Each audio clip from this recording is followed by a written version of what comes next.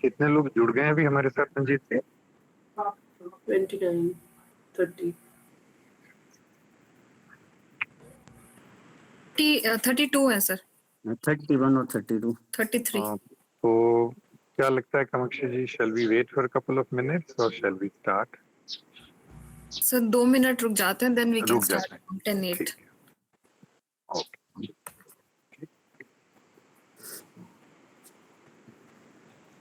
बहुत अच्छा, आपने शेड्यूल वगैरह पूरा बना के दिया है, सारा कुछ उसमें हुआ है. सारी टीम ने ही किया मैम, ये डॉक्टर कामाक्षी और उनकी टीम का ही है. मैंने तो इस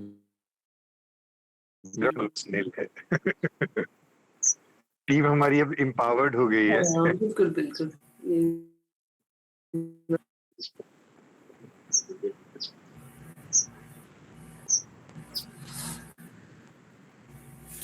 हमने पहली बार मैम इसलिए थीम कोई नहीं रखा. मैंने कहा बच्चे जो पीजी में जिस पे भी काम कर रहे हैं, हाँ वही ठीक है, उसी को प्रेजेंट करें. थीम बड़ा क्रिटिकल नहीं है.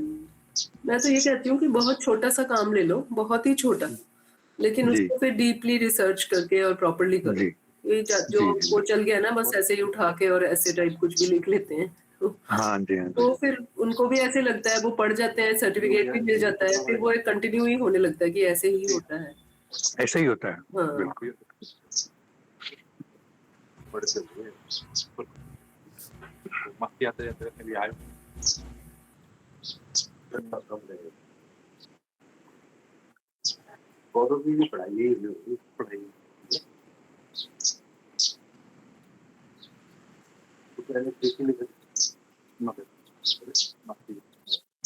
चिड़िया की आवाजें आ रही हैं सचिन जी. जी, मैं बनी खेत में हूँ मैम इस टाइम ना. अच्छा, राइट. और ये चारों तरफ ओक ट्रीज हैं, हमारे पान के पेड़ हैं. जी.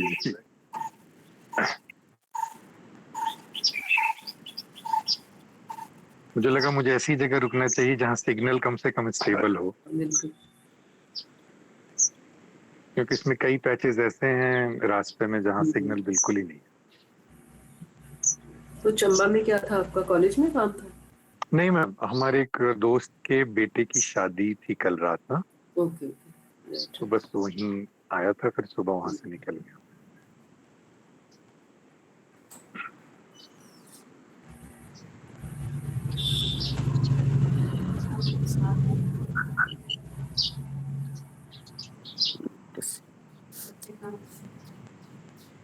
मंजीत सर, मुझे लगता है शुरू करना चाहिए. जी sir. So first of all, good morning to all present here.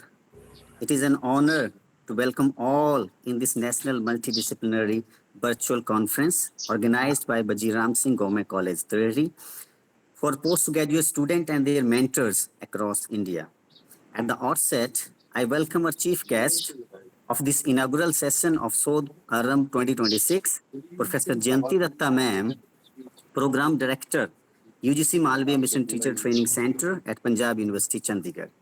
I welcome chairpersons of technical sessions, respected principal Dr. Sachin Kumar sir, IQAC coordinator Dr. Kamakshi Lumba, dedicated faculty members of this college, and the mentors, and not the least, bright graduates across India.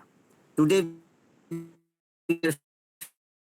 from commerce and physics to history and geography, under a shared vision of research and inquiry. So this conference is a platform for the next generation of researchers to share their insights and collectively explore the challenges and possibilities of modern research. Today, we are to witness a momentous academic rigor with a total near about 70 research presentations in 8 technical sessions. So Dr. Kamakshi Lumba, IQAC coordinator, will shortly walk us through what the conference. So gearing first of all, I invite Dr. Sachin Kumar, Principal, Bajiram Singh Government College, Delhi, for the welcome address. Over to you, sir. Thank you, Manjeet ji. वजीर राम सिंह राजकीय महाविद्यालय देहरी, जिला कांगड़ा, हिमाचल प्रदेश की ओर से मैं स्नातकोत्तर के विद्यार्थियों के लिए आयोजित इस राष्ट्रीय कॉन्फ्रेंस में आप सबका स्वागत करता हूं। मुझे हमेशा लगता है कि जो शोध है वो सिर्फ एकेडमिक एरिना का शब्द नहीं है। मनुष्य जीवन में शोध सांस की तरह है। मुझे लगता है जब मनुष्यता का आविर्भाव हुआ होगा इस सृष्टि पे, तो पहला शोध तो ये होगा कि अगला भोजन कहाँ से मिलेगा, किस एरिया में भोजन की सुलभता होगी। और हमारे आदि पूर्वजों ने अपने शोध के आधार पर अपने आने वाली पीढ़ियों को बताया होगा कि शिकार कैसे ढूंढते हैं, कि शिकार कैसे करते हैं। तो कहीं ना कहीं जो प्रश्न है वहीं से शोध की प्रक्रिया आरंभ होती है। प्रश्न, जिज्ञासा, जिज्ञासा के बाद निरीक्षण, निरीक्षण के आधार पर चिंतन, चिंतन के बाद मनन, और उसके आधार पर कुछ निष्कर्ष, और उसके आधार पर कुछ एक्शन। ये जो चक्र है शोध का, वो मुझे लगता है सृष्टि के आरंभ से रही है। हम लोग जो एकेडमिक से जुड़े हैं उनके लिए एक प्रोफेशनल कंपल्शन जरूर हो गया है, लेकिन जो पोस्ट ग्रेजुएट के स्टूडेंट्स जुड़े हैं उनसे मैं ही कहना चाहता हूँ अपने अनुभव के आधार पर कि शोध प्रक्रिया आपके जीवन को बेहतर करने में और समृद्ध करने में यदि भूमिका नहीं निभा रही है, इसका मतलब आप शोध से जुड़े नहीं हैं।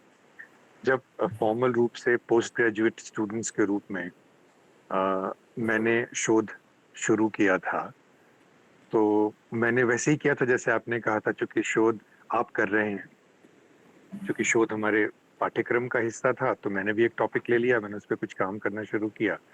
मुझे याद है देहरादून में जो मेयर थे उनके दफ्तर से मुझे कुछ सूचना चाहिए थी, और मैं उनके पास गया और उनको कहा कि सर मैं स्टूडेंट हूँ ज्योग्राफी का फलाने कॉलेज में, और I am doing a research. तो he said stop, first of all answer this question, are you doing a research और are you involved in a research. तो मैं वहां रुक गया क्योंकि मैंने इस तरह से नहीं सोचा था। मैंने कहा सर वैसे तो मैं कर रहा था, लेकिन आपसे बात करके लग रहा है I should get involved into it. और फिर बाद में मुझे याद है एक जगह इंटरव्यू में आई वाज आस्क्ड के how have your research impacted your life. तब तक मैंने इस तरह से नहीं सोचा था क्योंकि तब तक रिसर्च एक एकेडमिक परस्यूट था। तो मैं आप लोगों को यही कहना चाहूंगा कि आप शोध की प्रक्रिया को समझें, और उस प्रक्रिया को यदि हम अपने जीवन में आत्मसात करें और शोध एक जीवन दृष्टि के रूप में हम विकसित करें, तो मुझे लगता है इस तरह के आयोजनों की सफलता तभी हो पाएगी। और मैंने बहुत पहले कहीं एक लाइन पढ़ी थी कि पंख है परवाज की चाहत भी है, परवाज उड़ान, पंख है परवाज की चाहत भी है, हिम्मत भी है, आज के नव पंछियों को चाहिए आकाश भी। तो जो नव पंछी हैं हमारे पोस्ट ग्रेजुएट स्टूडेंट्स, उनके पास चाहत, हिम्मत सब कुछ है, लेकिन कुछ कौशल की कमी थी जिसको हमने कोशिश की शोध प्रवेशिका के रूप में, जो हमने एक कैपेसिटी बिल्डिंग प्रोग्राम किया था रिसर्च मेथोडोलॉजी में। और अब उन्होंने जो वहाँ सीखा है, समझा है, उसको एक मंच देने के लिए हमारी एक छोटी सी कोशिश है शोध आरंभ। हमारी टीम का ये विश्वास है और हमारी कोशिश रहेगी कि हम हर वर्ष शोध प्रवेशिका और शोध आरंभ के अलग अलग वर्जन आपके साथ लेकर के आए। और इस कड़ी में जो ये पहली कड़ी है, इस श्रृंखला की पहली कड़ी के रूप में आज हम उसका उद्घाटन करने वाले हैं।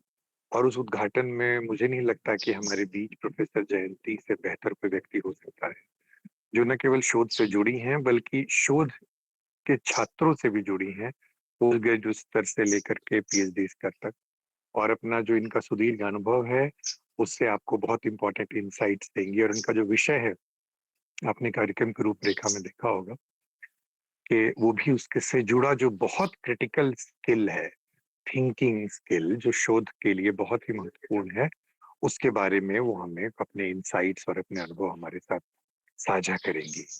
आइंस्टीन का एक बहुत फेमस उनकी एक स्टेटमेंट है कि I am not so smart, I just stay with questions much longer. तो वो क्वेश्चंस आपके भीतर से उठें और आप उन क्वेश्चंस के साथ लगे रहने की एक आप में ललक पैदा हो। इसी शुभकामना के साथ आप सबका, जयंती मैम का, हमारे साथ जो मेंटर टीचर्स जुड़े हैं, जो पोस्ट ग्रेजुएट स्टूडेंट्स जुड़े हैं, प्रेजेंटर्स जुड़े हैं, हमारी अपनी टीम के लोग जुड़े हैं और जो भी लोग जुड़े हैं, उन सबका मैं अपने महाविद्यालय की तरफ से और मैं अपनी पूरी टीम की तरफ से एक बार फिर से स्वागत करता हूं, अभिनंदन करता हूं, जुड़ने के लिए आभार व्यक्त करता हूं और इस आपके जुड़ाव से जो आपके वांछित परिणाम है वो आपको मिले, इसके लिए शुभकामनाएं प्रेषित करता हूं। धन्यवाद। Thank you, sir. Thank you for briefing in very short the importance of research in the young minds. So thank you, sir. Your leadership continues to foster a culture of inquiry and academic research at this college.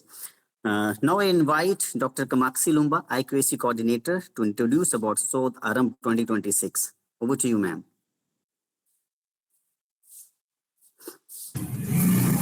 Thank you, Manjeet sir. First of all, a very good morning to all.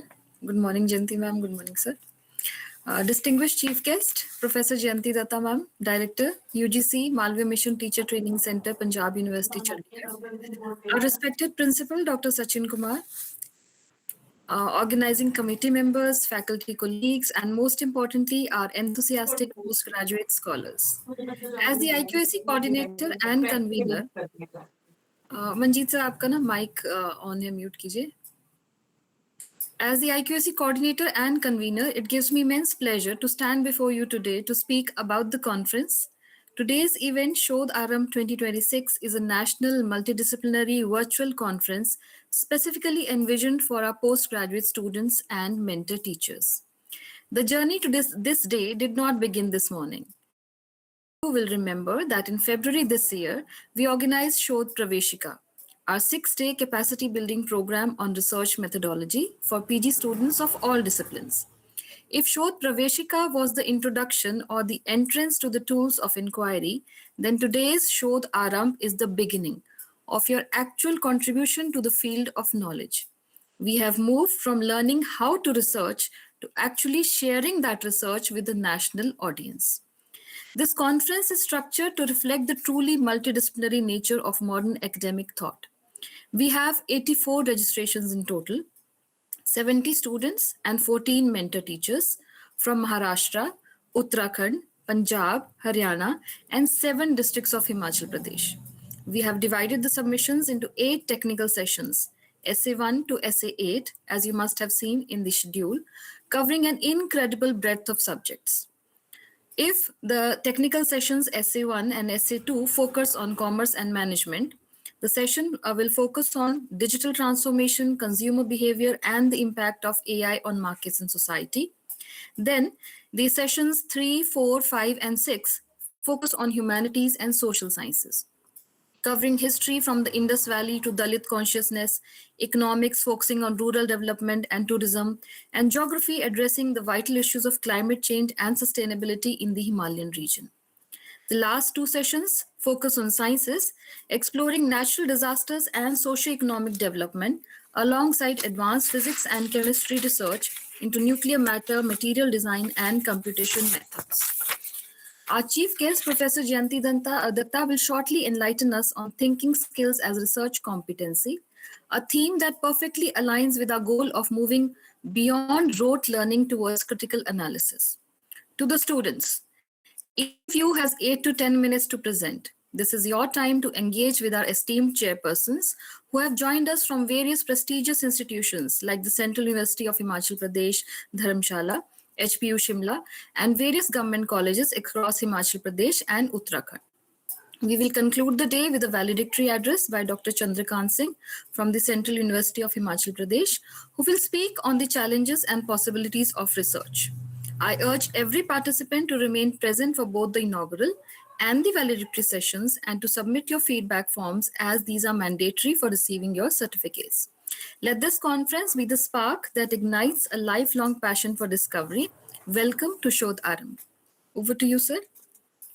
Thank you, ma'am.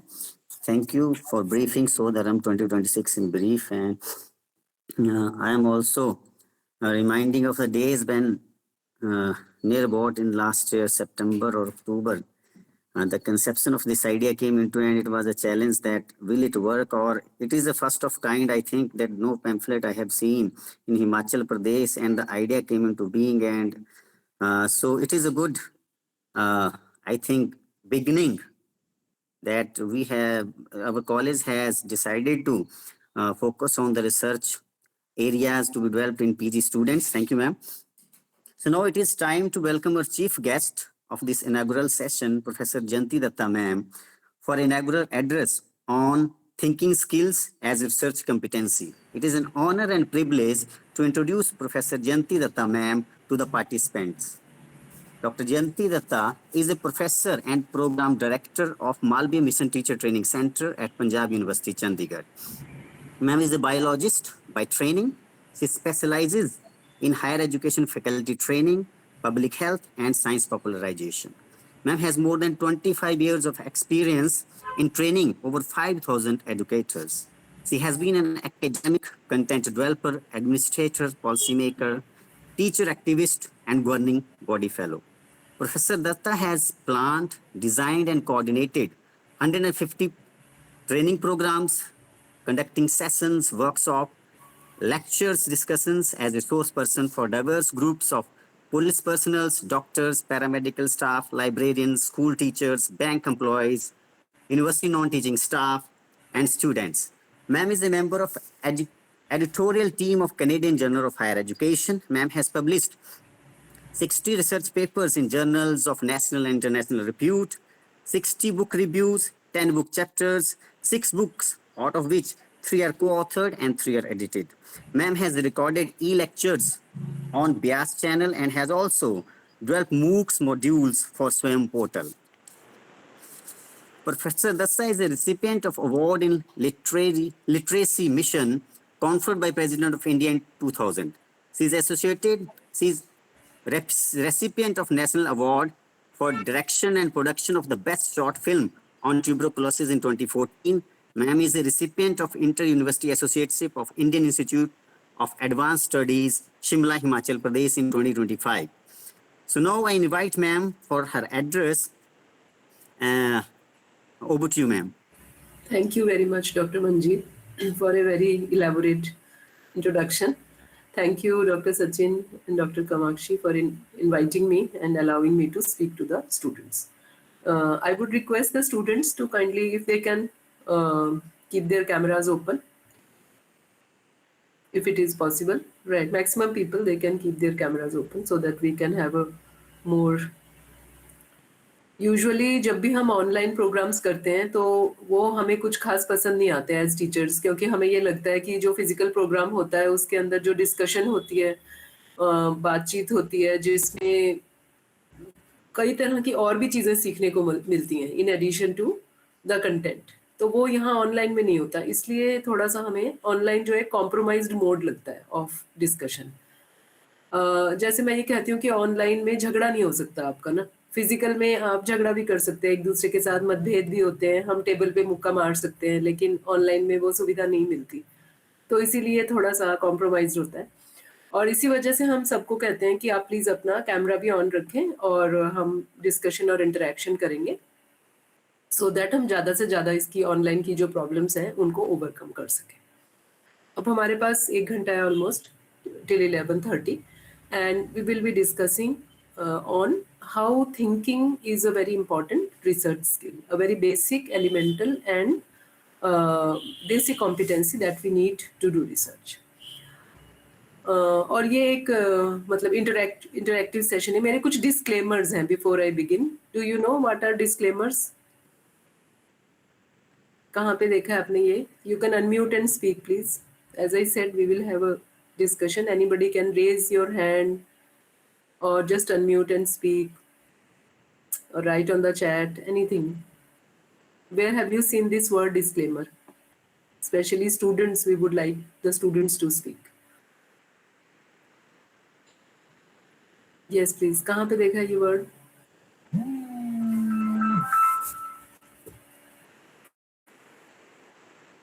Yeah. Yes. This word disclaimer. Good morning ma'am. Yes Muskan. Ma'am जब भी हम कोई advertisement देखते हैं तो उसके नीचे लिखा आता है disclaimer. Very good.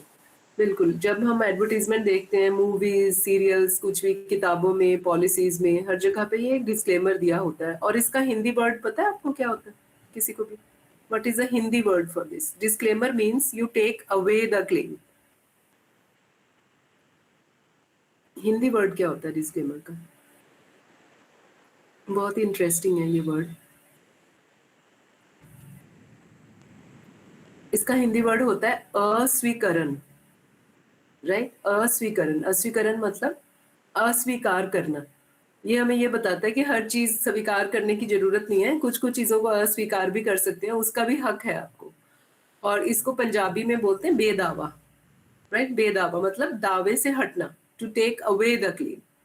So which is actually a framework of the whole thing. जब भी हम कोई प्रेजेंट करते हैं, कुछ भी लिखते हैं किताबें या किसी पे भी, you can put a disclaimer.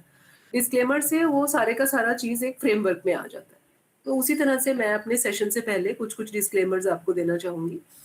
पहली बात तो जैसे मैंने कही कि ये क्योंकि ऑनलाइन है तो हम थोड़ा सा अपना ज़्यादा इंटरेक्शन के ऊपर ही जोर रखेंगे। और दूसरी बात ये है कि जब हम थिंकिंग के बारे में बात करते हैं तो थिंकिंग बहुत सारे डिफरेंट एंगल से देखा जाता है। और इसमें जो रिसर्च है वो मेडिकल फील्ड वाले भी रिसर्च कर रहे हैं, न्यूरो साइंटिस्ट भी कर रहे हैं, साइकोलॉजिस्ट भी कर रहे हैं, एजुकेशनिस्ट भी कर रहे हैं। बहुत डिफरेंट एंगल से थिंकिंग के बारे में बात की जा रही है।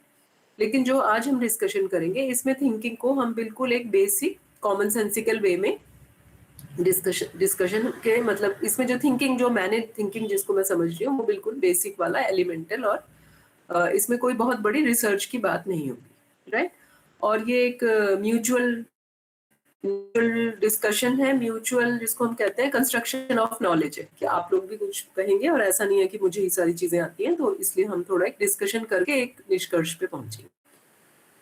बीच बीच में मैं थोड़ी चीजें आपके सामने रखूंगी, statements which are for thrashing, right? Do you know what is the meaning of the word thrash? Thrasher सुना है आपने? Thresher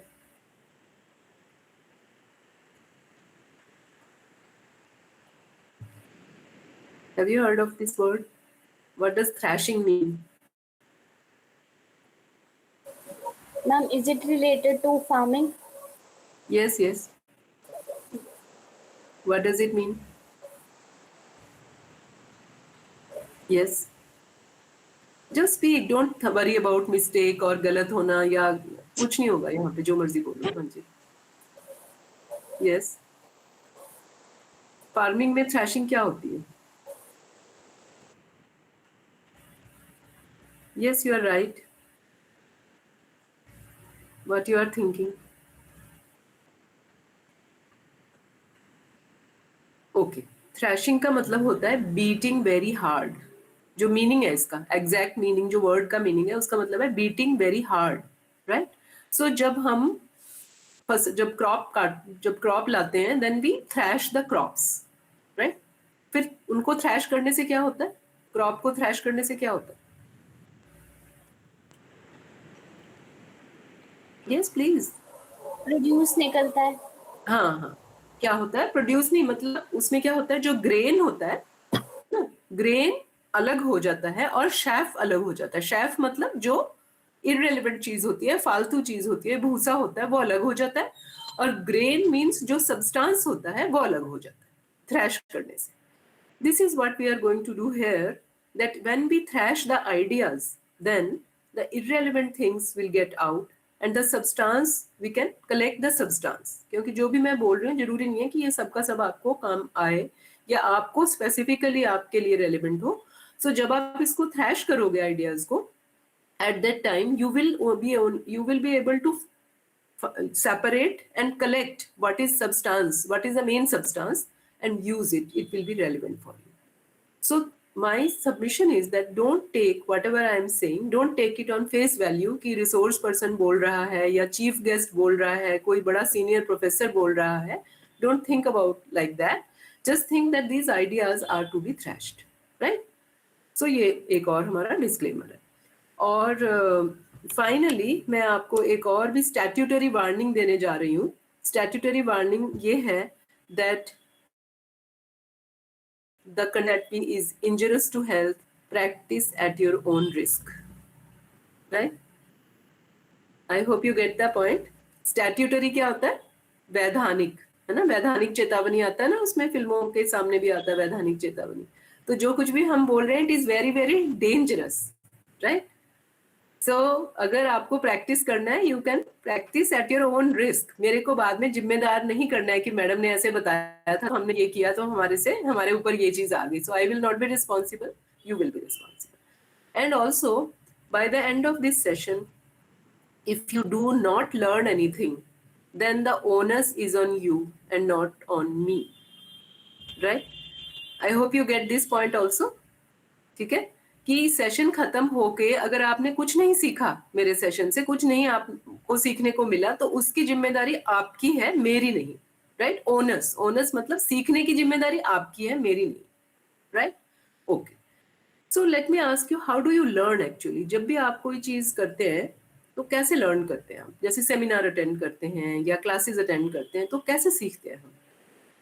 what are the steps? आप कैसे सीखते हो? देयर आर डिफरेंट वेज, हर एक का अपना अपना होता है, बट यूजुअली हम सीखने के मतलब how do you learn actually? And this is a very relevant question whenever we are attending a conference और सेमिनार. ये अटेंड करके इसमें से होएगा क्या? अल्टीमेटली क्या होगा इसमें से? Yes, please. Are there other students also? Please, anybody can speak. We can learn through perceiving. We can learn through? Perceiving. एक मिनट दोबारा बोलिए. I am not able to hear what you are saying. I'm saying we can learn through perceiving, and actually Perceiving. Yeah, very good. Tarun ji, हाँ, आपने कहा perceive, right? Very good. ठीक है. और? Good. Very nice. और? How do we learn actually? By listening to others. Yeah, very good. Thank you, Amandeep. By listening. Very good. Taking ideas from other persons and use in my own skills. Ideas and using those ideas. Very good. Thank you very much. Right. So ये ना हमारे जो traditional तरीके हैं, एक traditional तरीका है, formula है मतलब, और वैसे वो मुझे लगता है कि इंडियन लोगों को वो पता ही होता है सभी को, क्योंकि ये हमारे घर में बचपन में से ही सुनने को मिलता रहता है कि इसके कुछ स्टेप होते हैं. जैसे पहला स्टेप को कहते हैं श्रवण, राइट? ऑलरेडी आपने कहा, अमनदीप ने कहा that we learn through listening, right? You said listening. श्रवण का मतलब लिसनिंग होता है ना? जैसे हम कहते हैं कि आप गुरु के पास जाओ या किसी के पास जाओ तो उससे आप सुनो, but as Tarun said that it is perceiving. That is all right, क्योंकि श्रवण हमने वैसे ही लिखा है. श्रवण का मतलब ये है that to get inputs through physical means, सुन के, देख के, एक्सपीरियंस करके, पढ़ के, है ना, ये सारी चीजें हम इनसे फर्स्ट स्टेप तो आपका ये होएगा कि फिजिकल इनपुट्स मिलेंगे. अभी जैसे आप लोग सब सुन रहे हैं, बहुत सारे लोग होंगे शायद सुन भी नहीं रहे हो, तो पहले जैसे क्लास में भी ऐसे होता है कि टीचर पढ़ा रहे, लेकिन बहुत सारे लोग पहला स्टेप भी नहीं करते, जो फर्स्ट स्टेप लिसनिंग का है वो भी नहीं कर रहे. तो पहला स्टेप है श्रवण. That means to get inputs from your physical senses, चाहे वो आंखें हैं, कान है, सुन के है, एक्सपीरियंस करके, right? Then comes the second step, which is called, already Dr. Sachin ने अपने जो उन्होंने एड्रेस में, he has used these words, already he has used. The second step is called Manan, right? मनन क्या होता है? मनन में Thinking. right. मनन actually thinking नहीं होता. मनन में ना मन आता है, मन, है ना? और मन में हम कहते हैं कि मन में थिंकिंग नहीं होती है, मन में क्या होता है? इमोशंस. तो एंगेजिंग विद समथिंग इमोशनली, जो मनन होता है, जैसे हम पहले कोई चीज सुनते हैं, फिर वो हमें चीज अच्छी लगती है, बुरी लगती है, उस पर गुस्सा आता है, वो बोरिंग लगता है, वो इरिटेटिंग लगता है, कुछ भी उसके साथ एक हमारा इमोशनल रिएक्शन होता है. कोई भी जो एजुकेशन है वो इमोशंस के बिना नहीं आप पढ़ सकते. मतलब आप कुछ भी सीख नहीं सकते जब तक आपके इमोशंस इन्वॉल्व ना हो. कुछ ना कुछ आपके इमोशंस होते ही हैं ना. तो वो उस चीज को नोटिस करना, माइंडफुली जिसको हम कहते हैं, उसको नोटिस करना कि ये मुझे कैसा लग रहा है. Are you feeling joyous? Are you feeling happy? Are you feeling enlightened? Are you feeling bored? क्या है वो जो आपके मन में आता है? वो मन को कई, जैसे आपने मान लो ज्योग्राफी लिया सब्जेक्ट, या आपने कॉमर्स लिया या फिजिक्स लिया, वो क्यों लिया आपने? दुनिया में तो और भी बहुत सारे सब्जेक्ट थे। तो पहले वो आपको अच्छा लगने लगा था, सबसे पहले। अभी समझ नहीं आता था, लेकिन अच्छा लगने लगा था, उसमें से कुछ जॉय डिराइव करते थे। Then comes the third step and it is called chintan. What is chintan? Without worries. Right. Chintan means to? Yes. Without worries. Without worries, fine. But what does it mean? To? Yes, yes. Anything we do without worries, just like a work with enjoyable. हाँ ठीक है, but चिंतन मतलब वैसे क्या होता है? चिंतन जैसे हम कहते हैं मनन चिंतन करो, है ना? चिंतन क्या होता है? इट इज ध्यान. हाँ, चिंतन इज थिंकिंग मेनली, ठीक है ना? थिंकिंग. बट हम इसमें अब चिंतन अगर थिंकिंग है, आज हमारा सारा सेशन इसी के ऊपर ही है, थिंकिंग के ऊपर. हालांकि इसके 4 स्टेप्स हैं, पहले मैं स्टेप्स करके फिर हम दोबारा इस पे आएंगे. चिंतन का मतलब है थिंकिंग, और इसको यहीं रखते हैं अभी, है ना? मैं फिर 4th स्टेप आपको बता देती हूँ, फिर हम चिंतन के ऊपर वापस आएंगे. 4th स्टेप को थोड़ा सा ये लोगों ने सुना नहीं होता है. ये जो 4th स्टेप मैं आपको बोल रही हूँ, जो वर्ड है इसका, ये आप लोग, बहुत लोगों ने नहीं सुना होता. उसको बोलते हैं निधिध्यासन. ठीक है? NIDIDHYASAN, निधिध्यासन. अब निधिध्यासन क्या होता है? निधिध्यासन होता है to it in your conduct. हाँ, ये डॉक्टर नेहा ने लिखा है, बिल्कुल ठीक है, ये ऐसे ही लिखते हैं इसको, निधिध्यासन. राइट? निधिध्यासन होता है अपने कैरेक्टर में लाना, इंटरनलाइज करना, अपने कॉन्डक्ट में लाना. आपने सुन लिया, आपने मन में ले लिया, आपने उस पर चिंतन भी कर लिया, लेकिन आपने उसको अपने अंदर उतारा नहीं. जैसे सर ने कहा ना कि आर यू डूइंग रिसर्च और are you involve in research. तो जब तक आप उसको अपने अंदर नहीं उतारते, वो आपका नहीं बनता. ठीक है? एवरीथिंग, व्हाटएवर, जब मैं आपको बोल रही हूँ तो ये मेरे आइडियाज हैं, ये आपके नहीं है. ये आपके तब बनेंगे जब आप इनके चारों स्टेप्स करके इनको अपने अंदर उतारोगे. राइट? उसी तरह से टीचर जब क्लास में पढ़ाता है, वो टीचर का आइडिया है, लेकिन उसको इंटरनलाइज करने की, उसको कॉन्डक्ट में लाने की जो स्टेप्स हैं, वो स्टूडेंट को ही करने हैं. Right? So this is the 4th step.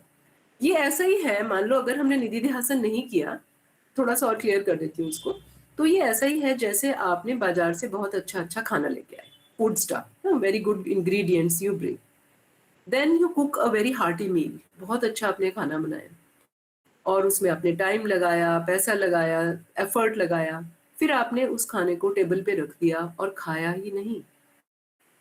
अगर आपने उसको नहीं खाया, क्या वो आपको न्यूट्रिशन देगा? क्या वो आपका हिस्सा बनेगा? क्या वो आपके खून बनेगा? वो नहीं बनेगा. Right? So this is what is happening. हम कॉन्फ्रेंसेस कर रहे हैं, हम सब कुछ कर रहे हैं, लेकिन जो आखिरी स्टेप है उसको अपने अंदर ले जाने का, उसको इंटरनलाइज करने का, और उसको सीख के अपने कॉन्डक्ट में लाने का, वो स्टेप कहीं ना कहीं हमारा रह जा रहा है. वो गैप है. उस गैप की वजह से ही देश में जितना भी अच्छा भी काम हो रहा है, लेकिन वो अल्टीमेटली नहीं दिखता. वो इसीलिए नहीं दिखता क्योंकि वो गैप रह जाता है कि अल्टीमेटली हम उसको इंटरनलाइज नहीं कर रहे. या ओके सुमन जी, हाँ, एम्बॉडीमेंट भी ठीक है. एम्बॉडीमेंट का मतलब है कि हम उस, जैसे मैं एक और आपको कहानी सुनाती हूँ जिससे थोड़ी बात क्लियर हो जाएगी, कि महाभारत की कहानी है जिसमें जो गुरु है, उन्होंने अपने सभी छात्रों को एक दिन एक पाठ सिखाया, सत्य बोलो और असत्य मत बोलो. ठीक है? एक सिंपल पाठ था, सबने सीख लिया. अगले दिन उन्होंने शिष्य को पूछा, सबको याद हो गया? तो सभी ने कहा कि हमें याद हो गया. लेकिन युधिष्ठिर जो था, उसने कहा कि मुझे तो अभी याद नहीं. तो गुरु ने कहा ठीक है, आप कल करके लाना. ऐसे करते करते, कल परसों तरसों करते करते 1 महीना निकल गया और अभी भी युधिष्ठिर को पाठ याद नहीं हुआ. तो गुरु ने कहा कि कैसे तुम छात्र हो युधिष्ठिर, कि इतना सिंपल मैंने तुम्हारे को एक पाठ पढ़ाया, सभी बच्चों को याद हो गया, लेकिन तुम्हें ही नहीं याद हो रहा है. तो उसने कहा कि how can I say that I have learn the lesson when I have not been able to bring it in my conduct. अभी मैं उसको अपने व्यवहार में नहीं ला पाया, तो मैंने सीखा नहीं ना. फिर आपने पढ़ लिया कोई चैप्टर, पढ़ने से तो नहीं होता जब तक आप उसको अपने व्यवहार में नहीं लेके आते. और व्यवहार में क्या लाना है? जैसे ये ज्योग्राफी पढ़ रहे हैं, अब ज्योग्राफी में आपने मान लीजिए लैंड फॉर्म्स पढ़ लिए, उसमें से क्या व्यवहार में लाना है, लैंड फॉर्म्स को कैसे व्यवहार में लाएंगे, है ना, ये बात सोचने वाली है, हम इस पे भी बात करेंगे। तो मेरा सबमिशन ये है कि जो कुछ भी यहाँ पे आज होगा, अल्टीमेटली ये सभी स्टेप करके अल्टीमेटली आपने उसको अपने कॉन्डक्ट में लाना है, राइट। अब हम तीसरे स्टेप पे जाते हैं, जिसको हम चिंतन हमने कहा, और चिंतन का मेनली बात है, इट इज, अगर हम उसको सोचें कि चिंतन क्या होता है, it is thinking, right. So have you kept some time in the whole day for thinking? क्या आपने अपने सारे दिन में कुछ समय रखा है थिंकिंग के लिए?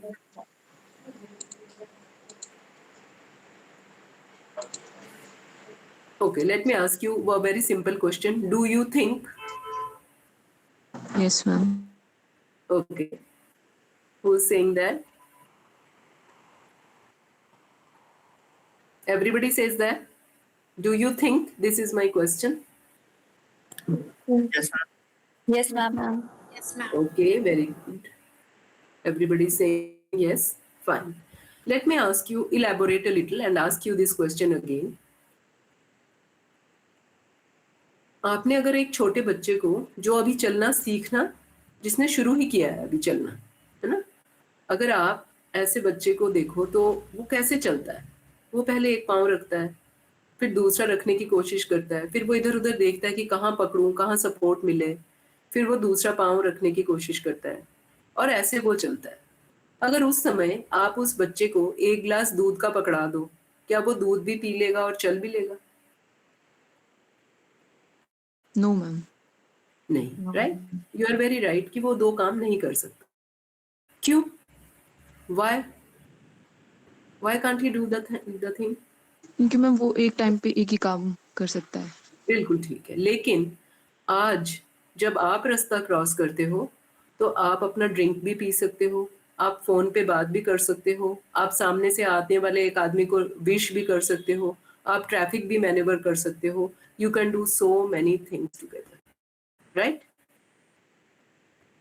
So you have also started like that kid. आपका भी एक दिन वैसा ही शुरू हुआ था ना, आप भी तो उस बच्चे जैसे ही थे, तो वहां से यहां तक कैसे पहुंचे? How did you reach here?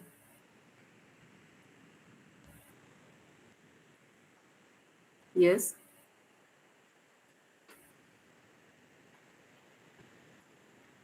By continuous practice of different activities. Very good. I think, Dr. Manish, thank you very much. That is the word. The word is practice. Right? Practice means आपने उसको इतनी बार कर लिया कि अब जब आप चलते हो, आप सोचते हो कि हम पाँव उठा रहे हैं, कि मेरे को अपना पाँव ऐसे उठाना है, I have to pick up. नहीं, आप नहीं सोचते। लेकिन जो बच्चा आज चलने शुरू करता है, वो सोच के चलता है, वो सोच के चल रहा है, इसीलिए वो दो काम इकट्ठे नहीं कर सकता। लेकिन आज हम कर सकते हैं, क्योंकि हमने इतनी बार उस काम को कर लिया है कि हमने उसके बारे में सोचना छोड़ दिया, right. Let me ask you another question. एक क्रिकेट का बैट्समैन है, उसकी बैट पे बॉल आ रही है, क्या वो सोच के खेलता है?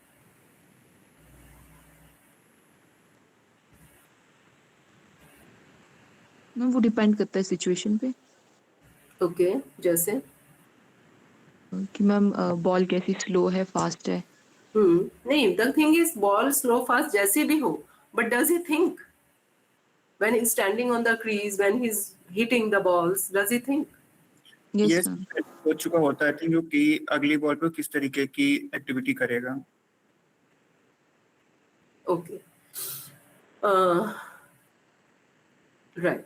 Actually, if you go into the research, it says that he does not think. वो जो आप कह रहे हो वो स्ट्रैटेजी है, वो स्ट्रैटेजी एक डिफरेंट थिंग है, लेकिन जब बॉल आती है वो इतनी फास्ट आती है कि वो सोच नहीं सकता। Right? I don't know if you agree with me. You cannot agree with me also. But if you look at जब आप बैडमिंटन खेलते हो, right? आपको शटल कॉक आ रही, क्या आप सोच के खेलते हो? बताइए। I would request the students to kindly open their cameras. Yeah. Okay. So the thing is that there is a word for this. It is called reflex action. Have you heard of this word? Reflex action. हमारे body के अंदर ऐसी automatic चीजें हैं, automatic एक reaction है. अगर हमारा हाथ किसी गर्म चीज पे लग जाता है तो हमारा हाथ अपने आप से हट जाता है वहां से, या हमारी आंखों के पास कोई चीज आ जाती है तो हमारी आंखें अपने आप से बंद हो जाती है. क्यों? क्योंकि ये एक इनबिल्ट रिएक्शन है. आप अपने आप सोच के नहीं करते, वो अपने आप से होता है. ये सारा काम जो है वो स्पाइनल कॉर्ड में चलता है, वो ब्रेन में नहीं जाता. क्योंकि अगर वो ब्रेन में जाए और आदमी सोचने लगे कि मुझे अपनी आंख बंद करनी है या मुझे हाथ हटाना है, तो वो उसमें भी बहुत थोड़ा लंबा टाइम लग जाता है और तब तक आपको नुकसान पड़ जाएगा.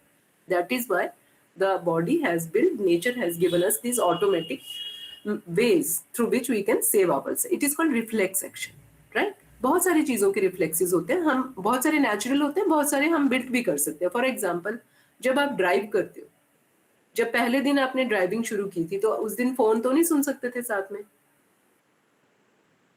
लेकिन अब वैसे सुनना तो नहीं चाहिए, लेकिन अब आप सुन सकते हो, आप बहुत सारे काम कर सकते हो, राइट? उसी तरह से साइकिलिंग का, स्विमिंग का, बहुत सारी चीजों की प्रैक्टिस कर करके, उसी तरह से जो बैट्समैन होता है या जो प्लेयर्स होते हैं वो प्रैक्टिस कर लेते हैं चीजों की. या जैसे एक म्यूजिशियन है, जब वो अपने परफॉर्मेंस पे बैठा है, वो परफॉर्म कर रहा है, गाना गा रहा है या राग गा रहा है, तो वो राग क्या वो एक के बाद एक दूसरा स्वर कौन सा लगाएगा ये वहां बैठ के सोचता है? वो नहीं सोचता. वो उसको पहले उसने जब उसका प्रैक्टिस किया, उसी तरह से जो बैट्समैन खेल रहा है उसने जो कुछ भी करना था वो प्रैक्टिस उसने पहले कर ली. अब वो एक स्पॉन्टेनिटी पे आ गया, right? Okay, so now with this background, ये जो मैंने आपको बैकग्राउंड दिया, अब मुझे बताइए, do you think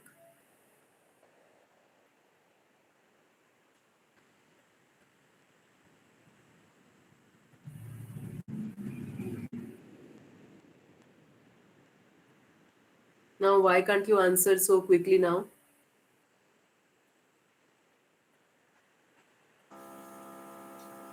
Yes, ma'am. Right.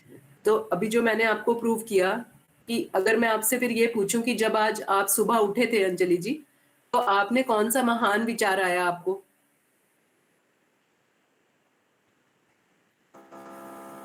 Ma'am, her time नहीं सोच रहे होते, लेकिन कुछ आइडियाज होते हैं. Very right. वो कौन से हैं और कब आते हैं? आपने बिल्कुल सही कहा कि हम हर टाइम नहीं सोच रहे होते. जब हम सुबह उठते हैं तो हम कुछ नहीं सोचते हैं. हम उठ के किचन जाते हैं, बाथरूम जाते हैं, पानी पीते हैं, नहाते हैं, तैयार होते हैं, खाना बनाते हैं, खाते हैं, कॉलेज चले जाते हैं, है ना?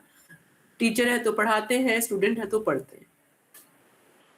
इस सारे प्रोसेस में कोई भी ज्यादा थिंकिंग नहीं लगती है, राइट? क्योंकि ये चीजें प्रैक्टिस से हो रखी हैं, रूटीन है ये, इसमें कुछ नया नहीं है, right? So that is why when you say, Anjali ji, that we think, then what is the, when do we think?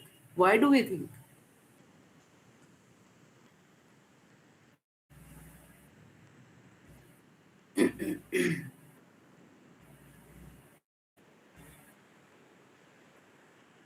बोलिए, कोई भी बोल सकता है.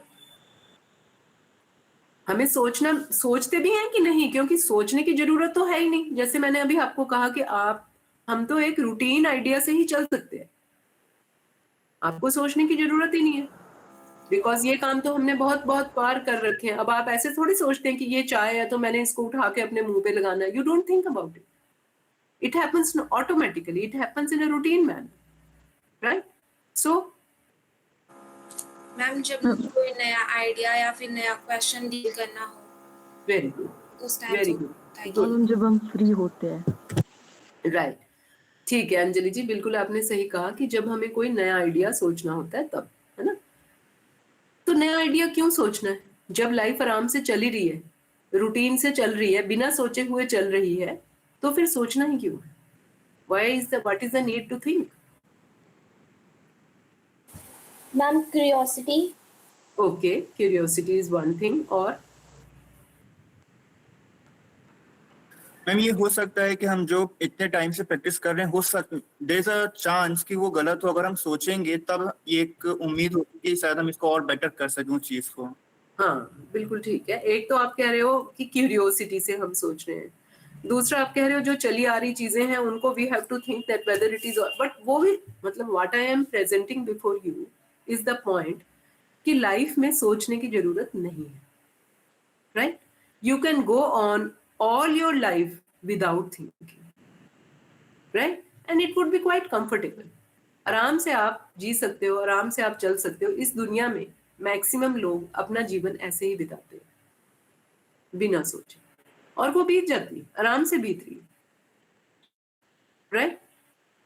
सो देन कम्स द क्वेश्चन कि सोचना की जरूरत है भी कि नहीं, और क्यों सोचना है, राइट? जैसे आपने कहा कि क्यूरियोसिटी के लिए, कि हमारे को कोई चीज दिखी और हमें उसको जानने की इच्छा हुई, या जैसे इन्होंने कहा मनीष जी ने कि अगर हमारी कोई चीज जो है उसको हम दोबारा से सोचना चाहें कि ये सब ठीक चल भी रहा है कि नहीं, लेकिन वही बात है ना कि अगर आपका सब कुछ ठीक चल रहा है तो फिर क्यों सोचना है,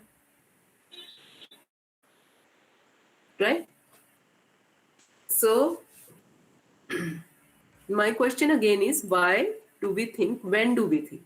तो अंजलि जी ने जैसे कहा कि जब कोई नई चीज आती है तब हम सोचते हैं, है ना? जैसे कि कोई ऐसी प्रॉब्लम या ऐसा सिचुएशन जो पहले डील नहीं किया हो, जैसे कोरोना आया था। कोरोना के टाइम में किसी को भी कुछ पता नहीं, टीचर्स को, यूनिवर्सिटी को, कॉलेज को, पॉलिटिशियंस को, पेरेंट्स को, बच्चों को, किसी को भी कुछ पता नहीं कि क्या करना है, क्योंकि 100 सालों तक लोगों को ये किसी हमारे मतलब दुनिया में कोई भी आदमी ऐसा नहीं जिसने ये सिचुएशन पहले देखी हो, right? So it was a new session, it was a new situation for which we do not have a ready-made template. उसका कोई दिया हुआ टेम्पलेट नहीं था कि ऐसे कोरोना आएगा तो ऐसे करना चाहिए। अब हमें पता है कि हमें क्या करना है, लेकिन उस टाइम नहीं पता था कि दुकानें कैसे चलेगी, इंडस्ट्री कैसे चलेगी, ट्रांसपोर्ट कैसे चलेगा, देश कैसे चलेगा। We did not have any idea, right? फिर सोचने की जरूरत पड़ती, राइट? तो मेरा ये पॉइंट है कि जो सारा दिन और सारा जीवन आप बिना सोचे ही निकाल सकते हैं। सोचने की जरूरत तब पड़ती है जब हमारे को कोई ऐसी सिचुएशन आती है जो हमने पहले ना देखी हो, पहले ना हमारे मतलब हमारे पास उसका कोई पहले का एक्सपीरियंस ना हो, राइट? तो फिर आपका जीवन कैसा है? क्या आपका जीवन एक बहुत सिक्योर, कंफर्टेबल जीवन है जिसमें कोई भी ऐसी सिचुएशन नहीं आती जो नहीं हो?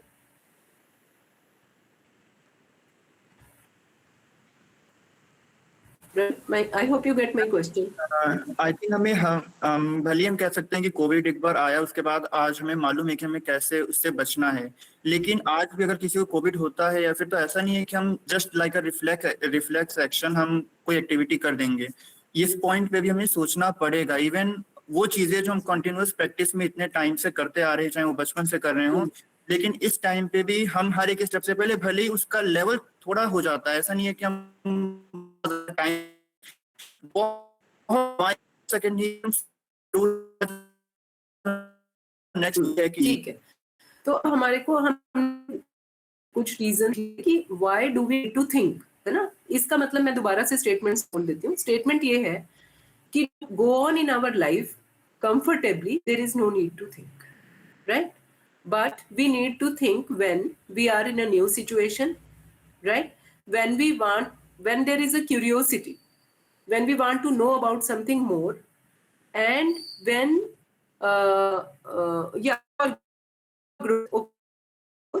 whatever Manish is also saying that, तो ये आप मनीष जी बोल रहे हो ना, पॉइंट ये भी वही है कि अगर आप जीवन आराम से, तो आपको सोचने की जरूरत ही नहीं है कि ये जब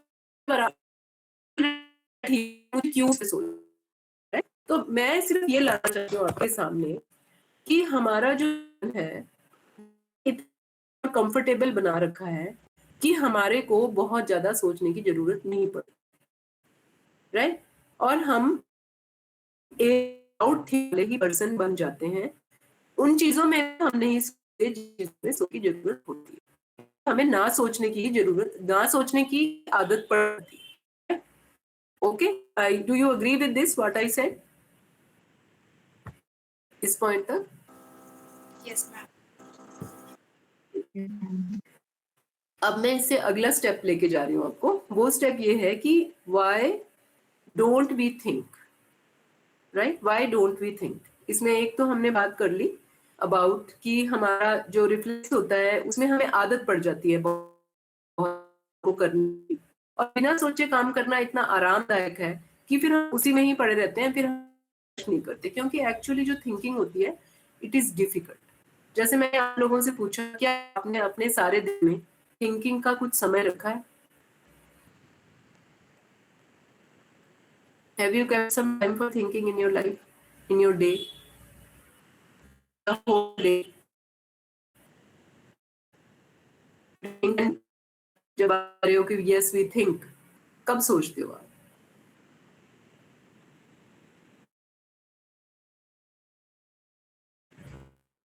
Yes. Ma'am as a student हम मुझे ऐसा लगता है कि कंटिन्यूअस सोच रहे थे कुछ ना कुछ, अगर हम इवन कुछ सोल्यूशन होते हैं क्लास में है, अगर कुछ पढ़ाया गया है तो उसमें भी हम सोच ही रहे होते हैं कि हमारी जो नॉलेज है वो उतनी है कि नहीं है, हर एक चीज के बारे में सोच नहीं। मतलब मेरे को ऐसा पर्सनली फील होता है कि हमारा ज्यादातर टाइम जब हम यूनिवर्सिटी में है तब हमारा सोचने में ही ज्यादातर जाता है, क्योंकि सोचने से ही कहीं डीप लर्निंग की जो जिसकी बात करते हैं गवर्नमेंट होता है। आई थिंक मनीषी आप सही कि जब हम लर्निंग स्टेजेस में होते हैं तो हमें सोचना ही होता है, सोचने के बिना हम कोई चीज लर्न भी नहीं कर सकते, ग्रो भी नहीं कर सकते, जैसे आपने कहा है ना, हम उसको तो दैट इज वाई जब हम ये कहते हैं कि रिसर्च जो है उसका फर्स्ट स्टेप इज, या उसका जो एक बहुत इंपॉर्टेंट पार्ट है वो थिंकिंग है। और थिंकिंग जैसे मैंने कहा, thinking is difficult, it is not easy, it is not easy because वो साइकोलॉजिकली भी डिफरेंट होती है और फिजियोलॉजिकली भी डिफरेंट होती है। जैसे जब आप सोचते हैं या आप कोई, जैसे आप पढ़ रहे हैं बहुत ज्यादा, कोई दिमागी काम कर रहे हैं, आपको बहुत सारा पानी पीना चाहिए, क्योंकि ब्रेन को बहुत सारा हाइड्रेशन की और ऑक्सीजन की जरूरत पड़ती है। और घर में भी आपने सुना होगा ना, आपकी दादी नानी कहती है कि ये दिमागी काम करते हैं तो अच्छी खुराक दो, इनको घी खिलाओ कि ये दिमाग का काम करते हैं। That is true that when the brain is thinking, when the brain is working, you need a lot of water, oxygen, nutrition for that. Secondly, thinking is hard also, otherwise it is difficult, and that is why most of the people do not indulge in it. और हमारे यहाँ पे एक, आपने कभी किसी को ये कहा कि ज्यादा सोचना नहीं है, कि क्या करना है, सोच सोच के क्या हो जाएगा, आप सोचते बहुत तो इसलिए आपकी सेहत नहीं बनती है, इतना सोचो मत। Have you heard of this? Yes, ma'am. Right? तो ये क्यों कहते हैं? मुझे तो ये बड़ा अजीब लगता है कि जब सोचने से ही सारा सॉल्यूशन निकल रहा है तो सब डिस्करेज क्यों करते हैं? पेरेंट्स भी, टीचर्स भी दूसरे को बोलते हैं सोचो मत। What are we actually saying? आपके दिमाग में ज्यादा प्रेशर ना डाले, I think so. I think अगर हम जो चीज सोच रहे हैं, अगर वो जो चेंजेस है, जिस तरीके की चीज हम सोच रहे हैं, अगर वो उस तरीके का इन्वायरमेंट हमें नहीं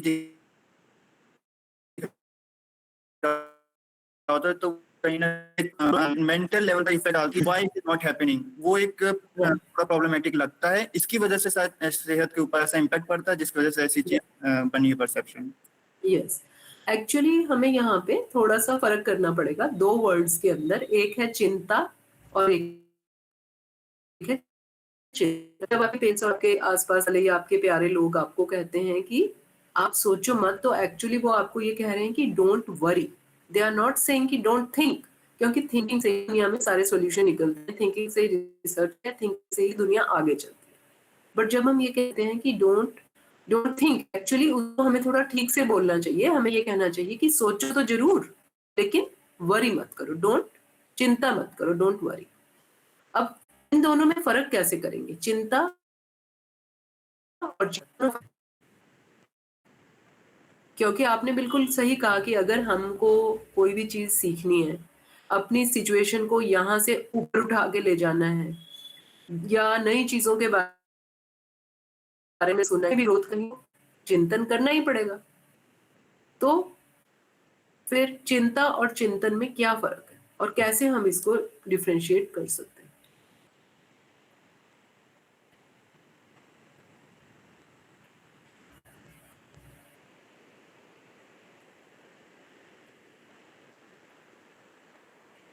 Yes, please. Any comment?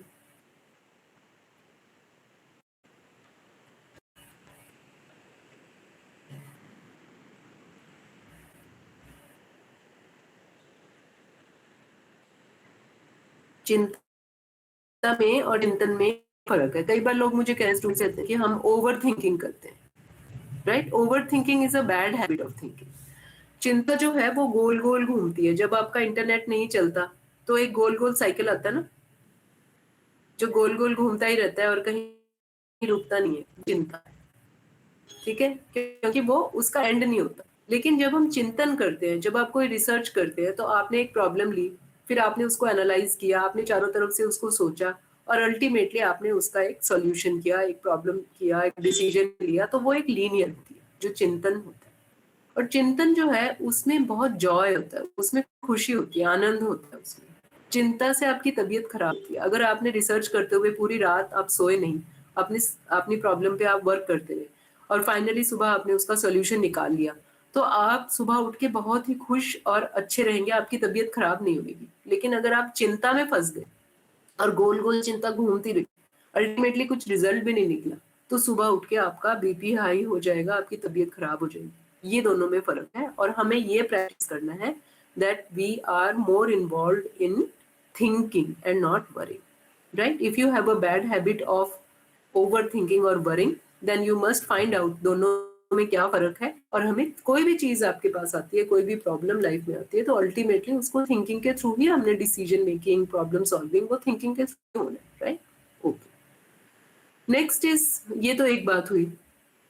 अब हमारे पास बहुत सारे थिंकिंग के ब्लॉकर्स होते हैं, लाइक कि जो थिंकिंग को रोकते हैं, और कुछ ऐसी चीजें हैं जो हमारे को थिंकिंग को ज्यादा करने की तरफ, जो मतलब I am now telling you the strategies on how to think, right? अब जो हमारा आधा घंटा रह गया है, अभी तक जो हमने किया वो ये था, अभी तक हमने ये डिस्कस किया कि थिंकिंग क्या होती है, थिंकिंग कब हम करते हैं, थिंकिंग यूजुअली लोग नहीं करते हैं, लेकिन अगर हम करें उसको हम चिंता से कैसे डिफरेंशिएट कर सकते हैं, और थिंकिंग को ब्लॉक कौन कौन सी चीजें करती है, राइट? ये चीजें हमने अभी तक कर ली। मैं यहाँ पे चुप होती हूँ 1 मिनट के लिए।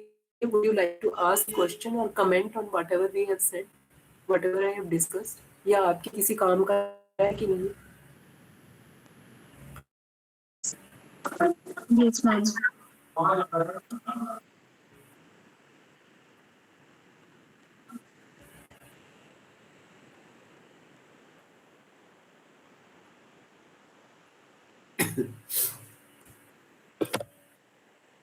So would you like to ask something, comment on it, please? Ma'am मेरा एक क्वेश्चन है कि जैसा आपने बताया कि बहुत से लोग हैं जो नहीं सोचते हैं, तो ये मेरे को समझ में नहीं आया कि ऐसा कैसे हो सकता है कि कोई सोच ही नहीं रहा है। बिकॉज अगर ओवर थिंक है तो वो भी कहीं ना कहीं सोच रहा है, भले वो सोल्यूशन नहीं मिल रहा है बट वो सोच रहा है। और इवन जो हमारी जो जनरेशन है स्पेशली, तो उसमें ये सबसे ज्यादा प्रॉब्लम है ओवर थिंकिंग। हम किसी भी फ्रेंड से बात करें वो एक प्रॉब्लम जरूर बताएगा कि उसके साथ ओवर थिंकिंग की प्रॉब्लम है। तो आपने जैसा कहा कि सोच नहीं रहा, अगर ऐसा हो जाए तो कहीं ना कहीं ये तो कंफर्टेबल में आ जाएंगे हम, जबकि ये जोन कंफर्टेबल जोन तो मिल ही नहीं रहा है हम लोगों को।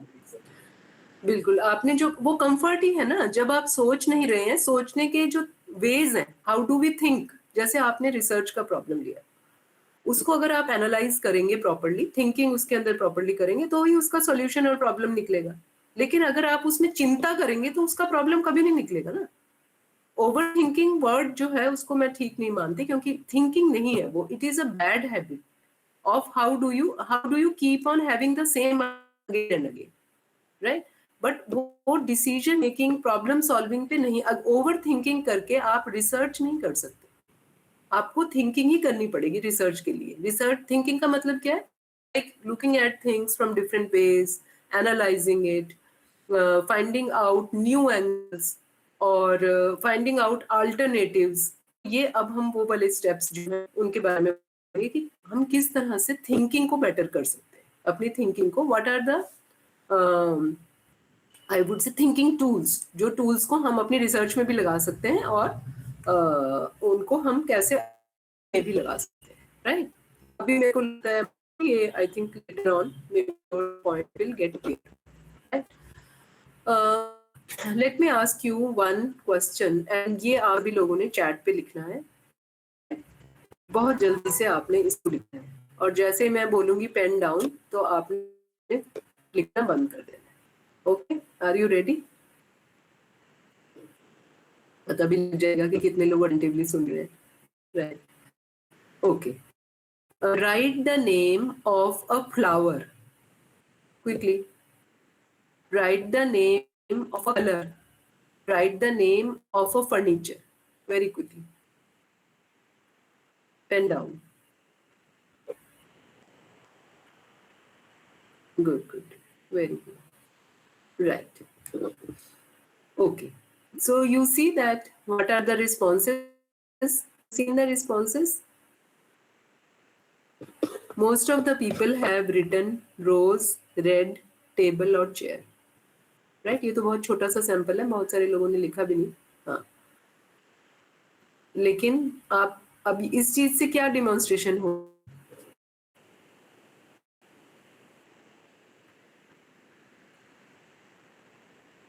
Many people are naturally. Right. Many people are thinking similarly. Actually, they are not thinking at all. Right? What they are doing is कि जो आपके दिमाग में सामने पड़ी है, आपने उसको लिख दिया. Right? और हमारे दिमाग में सामने ये वाली चीजें ही क्यों पड़ी है? क्योंकि हम सभी लोग एक ही स्कूल में पढ़े हैं. राइट? सभी लोगों को एक ही स्कूल में हम पढ़े हैं, हमारी अपब्रिंगिंग एक ही तरह की हुई है. और इसलिए जो भी हमारी चीज, अगर मैं आपको वो आधा घंटा उसके बाद आपने लिखना है, तो भी क्या आप ये लिखते? तो शायद नहीं लिखते, है ना? तो फिर आप सोचते कि अच्छा मेरे कुछ और अच्छा लगता है, तो फिर आप सोच के लिखते. समझ गए आप? आई hope you get this experiment. ये एक्सपेरिमेंट इस चीज का है कि ज्यादातर हम लाइफ में इसलिए नहीं सोचते क्योंकि टाइम, हमारे को टाइम का कंस्ट्रेंट रहता है. हमें जब बहुत आप टाइम का प्रेशर रहेगा तो आप सोच नहीं पाएंगे. जैसे लीजा जी ने कहा था कि जब हम फ्री होते हैं तब हम सोचते हैं, जब हमारे पास फ्री टाइम होता है. So you need to pause somewhere to have some time so that you can think. तो आप पास्ट लाइफ जियोगे तो आप सोच नहीं सकते फिर. Right? Okay. Let me ask you. Let me tell you one point, and that is right. Do you know what is socialization? Socialization, ये word क्या होता है? Being comfortable in society. Yeah, again please. Being comfortable in society. Being comfortable, right? Okay. और और कोई socialization क्या होती है? Ma'am, interacting with other people. No. Actually जो आप बोल रहे हो ना, ये socializing होता है. Socializing मतलब interacting with other people, friends के साथ घूमना, है ना, being in the society, ये वो है. Socialization जो होता है, इसकी हिंदी होती है समाजीकरण. ठीक है? समाजीकरण आपने पढ़ा होगा कहीं पे. समाजीकरण होता है, जैसे एक proverb है, वो ये कहता है when it needs a village to bring up a child. Right? इसका क्या मतलब?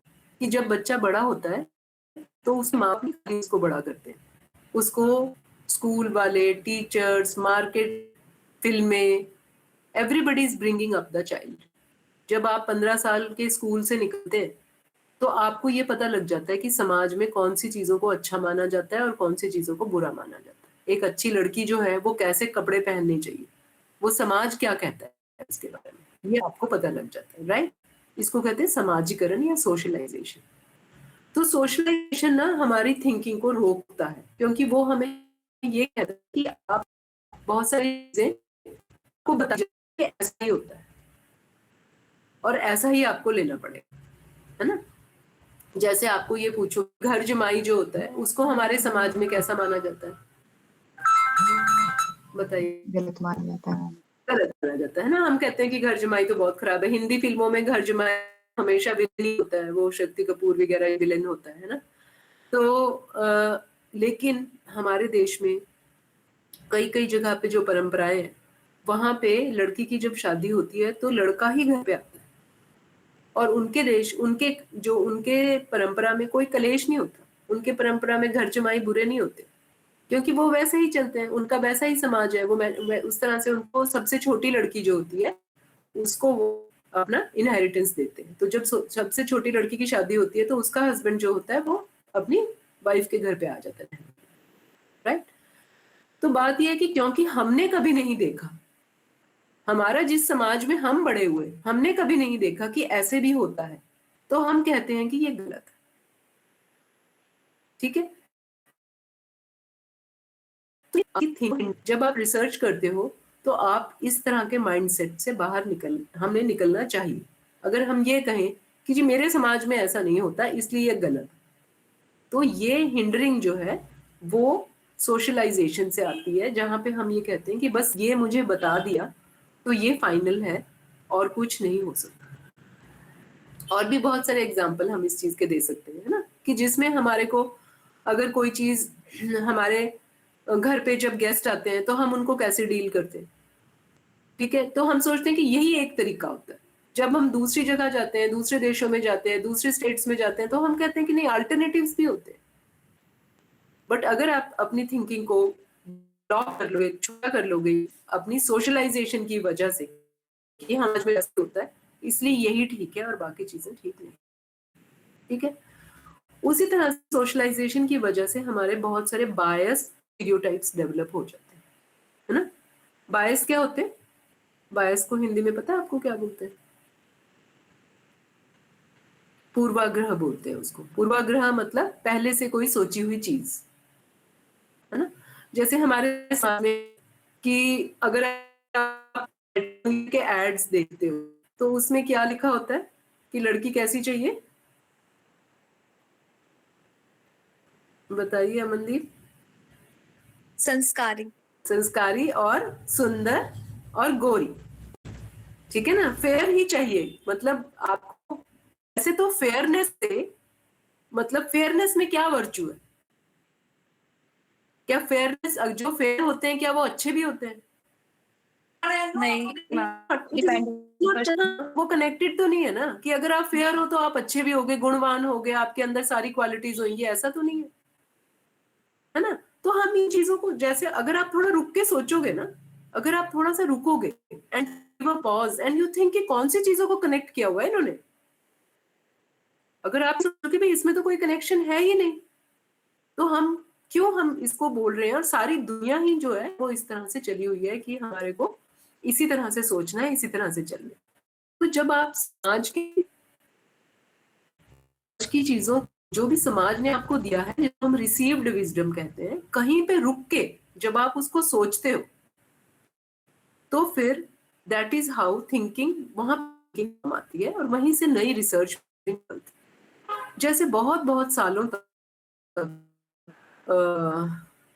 साइकोलॉजी में सिर्फ मैड, इनसेन और ल्यूनेटिक्स, इन लोगों की स्टडी होती थी। साइकोलॉजी की जो स्टडी थी उसमें सिर्फ यही था कि पागल लोगों की स्टडी करो, ठीक है, बहुत सालों तक यही चलता रहा। फिर एक आदमी आया, सेलिगमैन करके, एक मतलब साइकोलॉजिस्ट, ने कहा कि साइकोलॉजी को क्या फ्रेंडशिप होती है, इसकी ऑनेस्टी की होती है, तो हम इनकी क्यों ना स्टडी करें? क्या हम इनकी स्टडी कर सकते?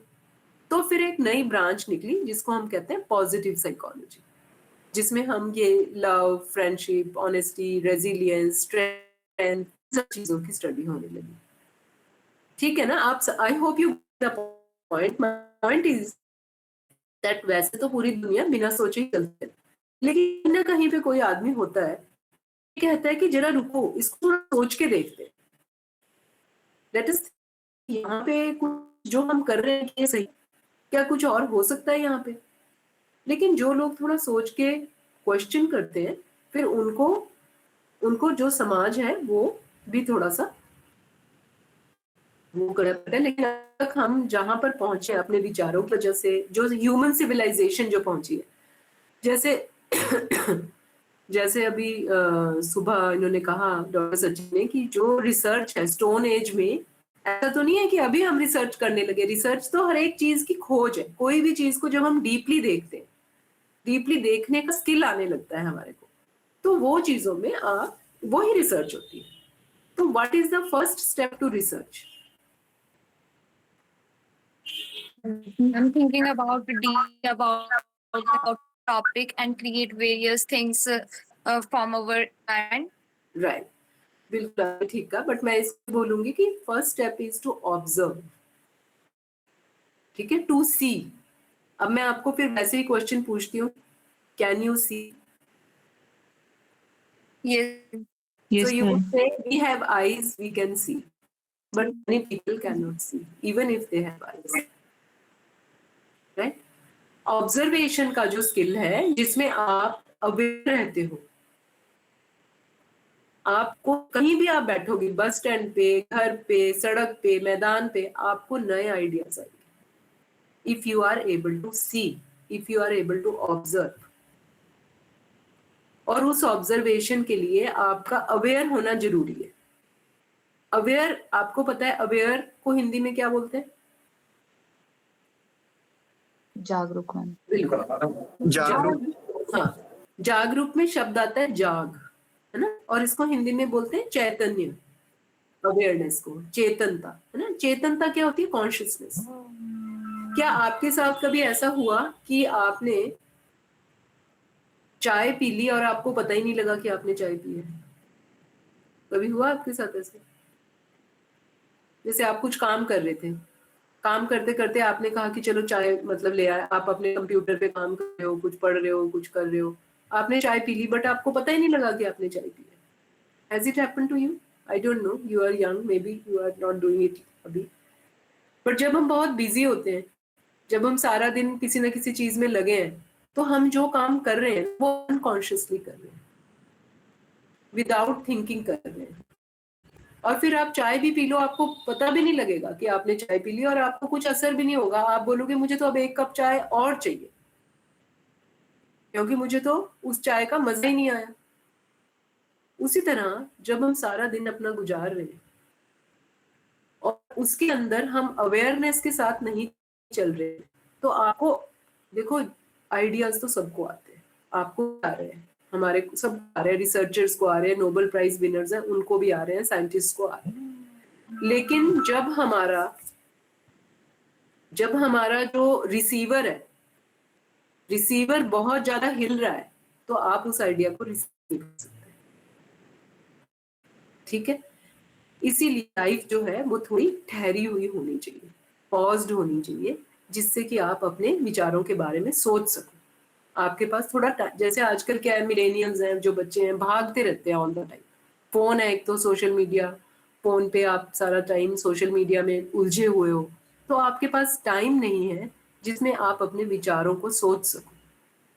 और जब तक आप, इसीलिए इसको जागरूकता बोलते हैं, क्योंकि वो जाग है। अगर आपने जाग के बिना ही सारा दिन बिता दिया, तो ऐसा ही है जैसे आप सोए हुए ही हो,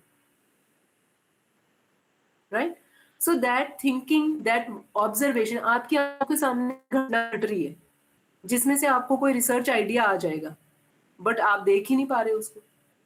क्यों? क्योंकि आप भागने में लगे हो, है ना। आपको एक कहानी सुनाती हूँ। उसमें ये था कि एक न्यूयॉर्क रेलवे स्टेशन पे एक आदमी एक वायलिन बजा रहा था। तो वायलिन बजाते, उसने बजाया 1 घंटे तक, तो वहां पे सारे लोग भाग रहे थे, क्योंकि रेलवे स्टेशन पे सभी लोग जा रहे थे इधर उधर। तो 2-4 बंदे वहां खड़े होकर उसका वायलिन सुन रहे थे, ठीक है।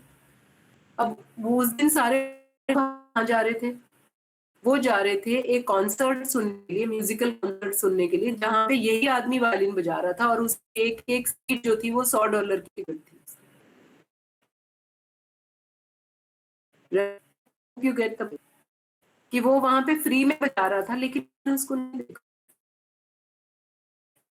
क्योंकि भागने में। आई होप कि आपको मेरा पॉइंट जो है, वो पॉइंट ये है कि अगर लाइफ में बहुत ज्यादा भागोगे, तो जो चीज आपके सामने पड़ी है, जिसको कि आप एंजॉय कर सकते हो, चाहे वो आपका घर हो, फैमिली हो, आपका जहां आप रहते हो वो हो, पढ़ाई हो, रिसर्च हो, कुछ भी हो, अगर आप ठहरते नहीं करते, तो ये वैसे ही आपकी आंखों के सामने चीज पड़ी है, लेकिन आपने नहीं देखी, right. So these are ways we can think in better ways. अब हमारे पास 10 मिनट बचे। आप बताइए, कुछ आपने पूछना है? तो पूछ सकते हैं।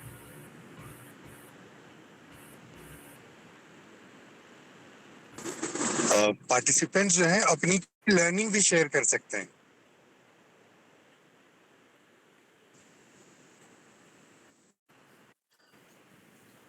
यस प्लीज, कुछ भी कहें, कोई भी कमेंट करें, यूजफुल नहीं यूजफुल, क्योंकि आपने देखा कि ये एक बड़ा लूज सेशन था, है ना। इसमें हमने डिस्कशन ही करी है, बहुत स्ट्रक्चर्ड नहीं था, पीपीटी भी नहीं चलाई मैंने, और हम थोड़ी सी वैसे बातें ही करी। बताइए, आप मोगली कहानी पढ़ी है? मोगली या देखी होगी उसको, है ना, आप लोगों ने बचपन में शायद उसका कार्टून भी देखा हो। जो है ना, वो एक बहुत ही वल्नरेबल है, वो छोटा सा बच्चा है, उसको कोई थप्पड़ मार दे या ऊपर से गिरा दे तो वो मर जाएगा। लेकिन जितने नेचर की दूसरे एनिमल्स हैं, उन एनिमल्स को कुछ ना कुछ नेचर ने एंडो किया है, नेचर ने कुछ दिया है, कोई बहुत बड़ा है, कोई भारी है, कोई भाग सकता है, किसी के नाखून है, किसी के दांत है। लेकिन ये जो बच्चा है, इसके पास कुछ भी नहीं है। लेकिन अंत में जंगल का राजा कौन है? वो मोगली है ना। ये क्या है? ये बच्चे की कहानी तो नहीं है ना, दुनिया सिविलाइजेशन की कहानी है कि ह्यूमन बीइंग जो है वो इतना वल्नरेबल है। लेकिन क्यों उसने सारी सिविलाइजेशन का राजा क्यों है वो? Because you can think. और ये जो थिंकिंग की जो कैपेसिटी है, ये जो कैपेबिलिटी है थिंकिंग की, ये हम लोगों को बहुत इवोल्यूशन में मुश्किल से मिली है। मैं आपको एक जोक सुनाती हूँ और उसके बाद हम इसको बंद करेंगे। अगर आप नहीं सोचते, अगर आप अपना जीवन बिना सोचे ही बिता देते हो, तो वो कैसे होता है, इसका एक जोक सुना रही हूँ, उसके बाद I will just stop and you can speak. There is a camel mother and there is a camel baby, right. तो कैमल बेबी जो है वो पूछता है अपनी मदर को कि मदर, हमारे ऐसे कुबड़ क्यों हैं, why do we have this humps? तो मदर कहती है कि हम इनके अंदर पानी भर लेते हैं जब हम डेजर्ट में जाते हैं, तो हमें शिप ऑफ द डेजर्ट बोला जाता है। फिर बेबी पूछता है, मदर हमारे ऐसे पाँव क्यों हैं, why do we have this hoofs? तो मदर सेज दैट हम सैंड में बहुत फास्ट चल सकते हैं और हमारे को कोई बाधा नहीं आती उसमें। तो फिर बेबी पूछता है कि okay, and why do we have this long eyelashes? ठीक है, हमारी आंखें की आई लैशेस इतनी बड़ी बड़ी क्यों है? वो कहती है क्योंकि हमारे को सैंड जब चलता है, अंधड़ चलता है, तो हमारी आंखों में रेत नहीं जाती। तो बेबी फिर पूछता है, mother then what are we doing in this zoo? Right, I hope you get my joke. वैसे तो ये हंसने का ही है, लेकिन ये बहुत सीरियस बात है। क्या आपने अपने आप को जू में रख छोड़ा है? Are you living in a zoo? If you are not thinking, then you are living in a zoo. क्योंकि ये जो थिंकिंग का हमारे को एक नेचर का एंडोमेंट है, दैट यू कैन थिंक, और इसके बदले में ह्यूमन बीइंग्स को पेरेंटिंग करनी पड़ती है, क्योंकि ब्रेन का जो डेवलपमेंट है वो 18 साल 25 साल तक चलता है। अगर आप ह्यूमन बीइंग के बच्चे को रास्ते पे फेंक दो, जन्मते ही वो मर जाता है। लेकिन एनिमल का बच्चा नहीं मरता, क्योंकि ह्यूमन के बच्चे का जो ब्रेन डेवलपमेंट है उसमें टाइम लगता है। And that is why thinking capacity we have grown with capacity. And if you are not using it, if you are just going with the flow and not pausing and thinking. So what we discussed is that for thinking, we have to pause, we have to think, we have to not come into what the society has given, but we have to think in a fresh manner, in a different manner from what the society has given, right? So I will stop here. अभी 5 minute है। आप please हर एक को मैं ये कहूँगी, please comment on what you learned, what is your takeaway, anything that you liked or anything that you would like me to include further, please.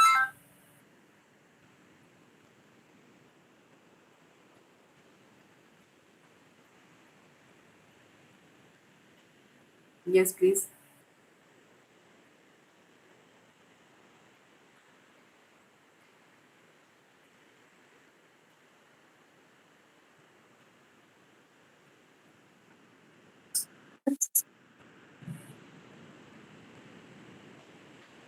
Amandeep, you are asking something, Amandeep? Yes, ma'am. Today lecture is very helpful because before your lecture, I changed something in my home for my college and for my personal choices. That time I think that I am wrong because I changes the decision of my family members. But today I think that I write in a something. I write Right. something Okay. good. बिल्कुल ठीक है. Okay. Yes. Right. Yeah.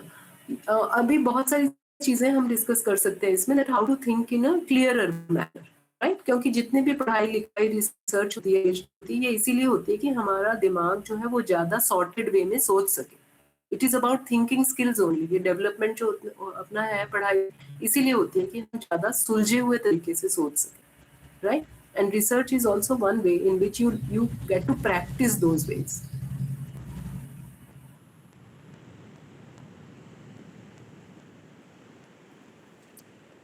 So here's the student participants. If you want to ask any question from the ma'am, it is an opportunity for you for 3 or 4 minutes. Students.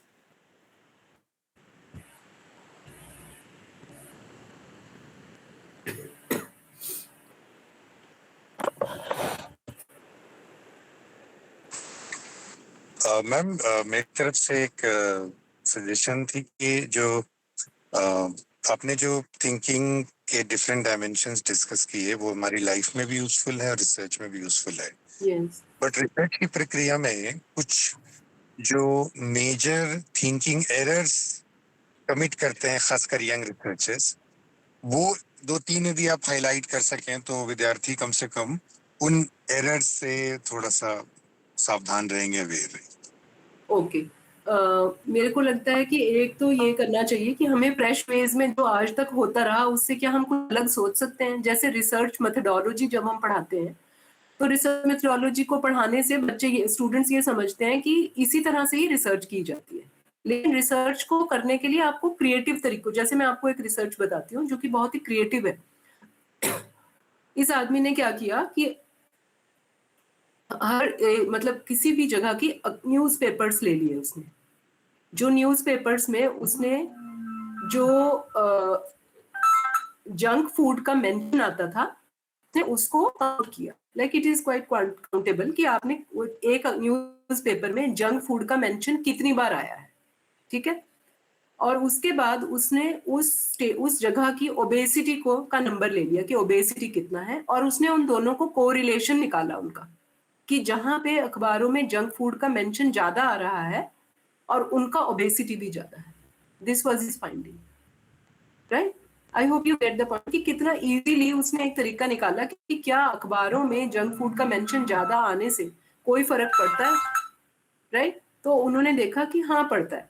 वो उसका correlation निकाला. तो मैं सिर्फ ये सबमिट कर रही हूँ. ज्यादातर क्या होता है कि जब हम रिसर्च करते हैं तो हम एक ही तरीके से जो हमसे पहले लोगों ने किया होता है उन्हीं तरीकों से ही हम करते रहते हैं. बट आपको एक रिसर्च में कोई ऐसा मेथोडोलॉजी नहीं होता, उसका एक फॉर्मेट अवश्य है और उसका साइंटिफिक मेथड ये होता है कि एविडेंस के बिना आप कोई भी रिसर्च नहीं कर सकते. और उनको लिखने के कुछ तरीके होते हैं कि इस तरह से आपने लिखना, लेकिन उसको बहुत बहुत क्रिएटिव वेज में आप रिसर्च करते हैं. एक तो ये है. दूसरा ये है कि जो बायस होता है रिसर्च में उसको हमें निकालना चाहिए, अपनी बायस को. जैसे कि ये बहुत ही फेमस एग्जांपल है कि जब ओजोन लेयर का होल जब बना था तो जहां पे इसकी रीडिंग ली जाती थी कि ओजोन कितना आ रहा है, वहां पे जब रीडिंग लेते थे तो पहले वो रीडिंग 20-30-40 आती थी. लेकिन ओजोन होल क्रिएट हो गया वहां पे तो वो 200-300 ऐसे आने लगे. लेकिन रीडिंग ले रहे थे उन लोगों को लगा कि शायद मशीन ही खराब है, और वो बहुत दिनों तक उसको रिपोर्ट ही नहीं किया उन्होंने, क्योंकि वो 20 ही पहले आती. लेकिन जब वो 200-300 आने लगेगी तो इंस्टेड ऑफ लुकिंग एट कि भाई इसका रीजन क्या है, क्योंकि वो उसको देख नहीं पा रहे थे और उन्होंने उसको एक ब्लाइंड हो गए थे वो उस तरफ से, उन्होंने उसको चेक ही नहीं किया ये किस वजह से आ रही है. एक बायस के बारे में और एक मैं एग्जांपल देना चाहूंगी आपको कि हाँ, वो ये है कि जब भी आपका रिसर्च जैसा भी आता है उस रिसर्च को वैसे ही आपने प्रेजेंट करना है. उसको हमें मतलब कॉस्मेटिक बनाने की जरूरत नहीं. लाइक हमने एक बार रिसर्च किया जिसमें कि ये था कि हमने working woman, recently married working woman का क्वालिटी ऑफ लाइफ चेक किया, शादी से पहले और शादी से बाद. तो हमने देखा कि उनके सारे के सारे पैरामीटर्स जो थे क्वालिटी ऑफ लाइफ के, वो डाउन हो रहे थे शादी के बाद। लेकिन जब हमने उनको पर्सनली पूछा कि आपको क्या लगता है कि आपकी क्वालिटी ऑफ लाइफ डाउन हो रही है कि ज्यादा हो रही है, तो सभी वुमन ने ये कहा कि हमारी quality of life after marriage improve हो रही है, राइट। सो जिस स्टूडेंट ने ये किया research, she was very perplexed. उसको ये समझ है कि जब सारे इंडिकेटर डाउन हो रहे हैं तो वो वुमन क्यों ऐसे बोल रही हैं, और वो लेके अपना फील्ड से लेके आ गई काम। वो शी कुड नॉट, मतलब वहां पे उसने क्लियर नहीं किया उस लोगों को पूछ के या कुछ, but then whatever you have got उसी को ही आपको एक्सप्लेन करना है। देन शी फाइंड, मतलब कुछ और उसने परसेप्शन के ऊपर स्टडी किया, उस तरह से उसने उसको जस्टिफाई किया। तो मुझे ये समझ आता है कि जैसा भी रिसर्च आपका आता है, उस रिसर्च को उसी तरह से ही प्रेजेंट करना है, उसमें कॉस्मेटिक चेंजेस करने का कोई जरूरत नहीं। ये मेरे एक दो एग्जाम्पल जो एकदम से मेरे को दिमाग में आ रहे हैं वो ये है। बट मेरा पॉइंट ये है कि when you, first of all you have to be a better thinker. और ये बेटर थिंकर सिर्फ रिसर्च के एरिया में नहीं, बट अपने कैरियर में, अपने एवरीडे डिसीजंस में, हर जगह पे आपको उसको करना है। जब आप उसको करते रहोगे, अच्छा प्रैक्टिस कर लोगे, you will become a better thinker.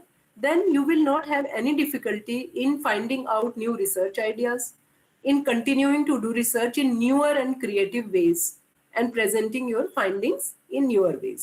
So the basics of every research is good thinking. So हमें उसकी तरफ मूव करना चाहिए, गुड थिंकिंग की। वो एक मेंटल हैबिट है, अगर आप उसको एक बार सीख जाते हो तो वो करना कोई मुश्किल नहीं होता। That is all. Thank you. Moving forward, thank you, ma'am. You paid your valuable time for this inaugural session. Deliberations on role of thinking skills in research.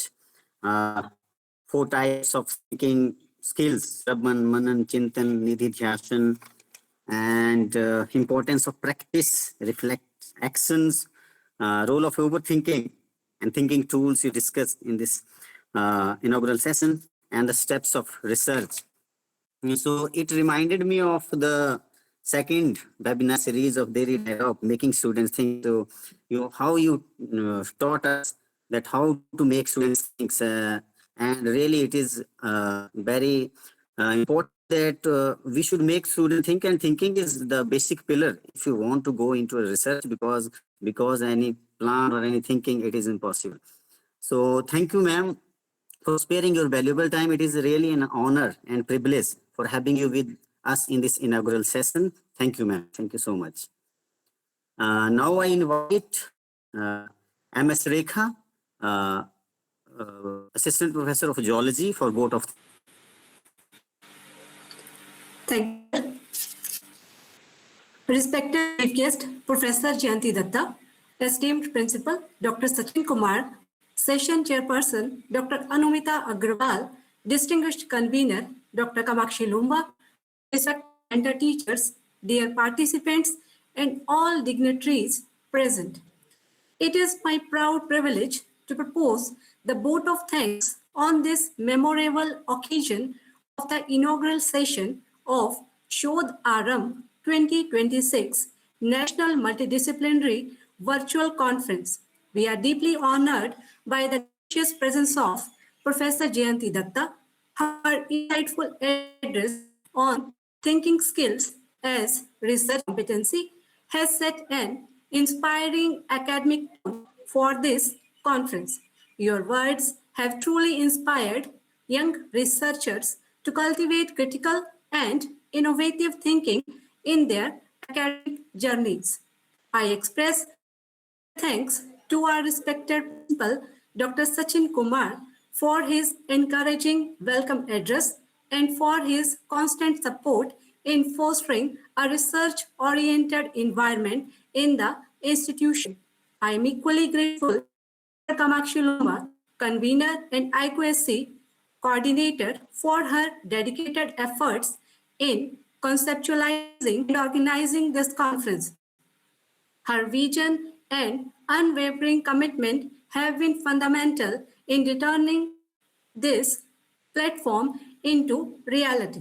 My appreciation also goes to all mentors, speakers, and participants across the country who decided your enthusiasm and active make this conference meaningful and impactful.